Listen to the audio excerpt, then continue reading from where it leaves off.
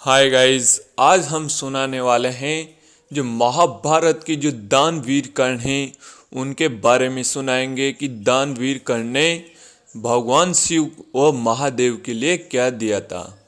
आपने देखा होगा कि भगवान श्री कृष्ण ने जब वीर कर्ण की परीक्षा ली थी तब वीर कर्ण ने सोने का दांत तोड़कर भगवान श्री कृष्ण को दे दिया था।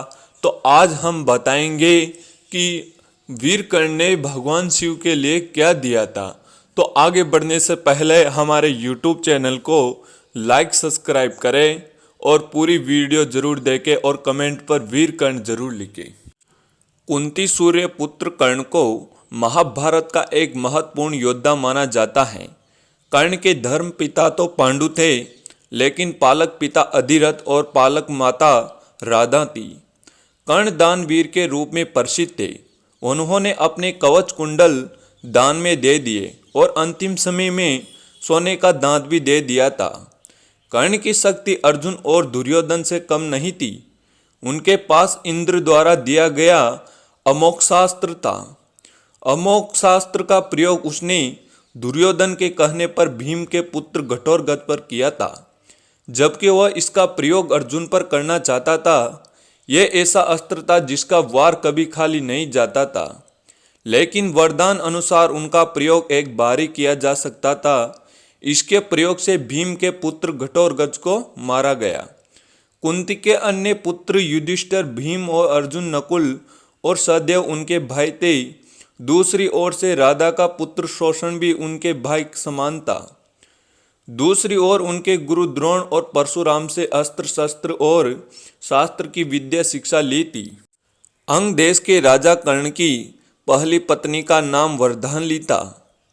वृषशाली से उनको वृषसेन व सुसेन व्रत केतु नामक 3 पुत्र मिले।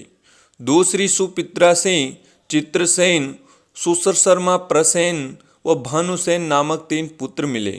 माना जाता है कि सुप्रिया को ही पद्मावती और पुत्रिवती भी कहा जाता है। भीम के अंतर्गत कर्ण को कौरव सेना के सेनापति नियुक्त किए थे। अंत में 3 दिन तक युद्ध संचालित के उपरांत अर्जुन ने विशेषण परिस्थितियों में उनका वध कर दिया। यदि ऐसा नहीं किया जाता तो पांडवों की हार निश्चित थी। बताएंगे कि वीर कर्ण के फैन कौन कौन से हैं। वीर कर्ण के अगर आप फैन हैं तो कमेंट कर कर जरूर बताएं कि वीर कर्ण कैसा महारथी था।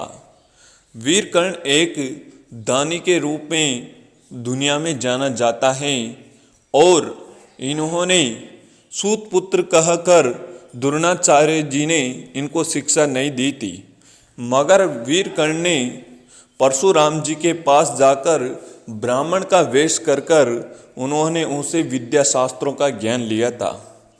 लेकिन द्रोणाचार्य से तो नहीं ली, परंतु परशुराम से चल पूर्वक विद्या ग्रहण करके तो परशुराम जी को पता चल गया कि यह एक ब्राह्मण नहीं है, यह एक बहुत बड़ा योद्धा है। तो उन्होंने श्राप दे दिया था वीर कर्ण को कि कर्ण, आप अंतिम समय में आपकी जो ये विद्या है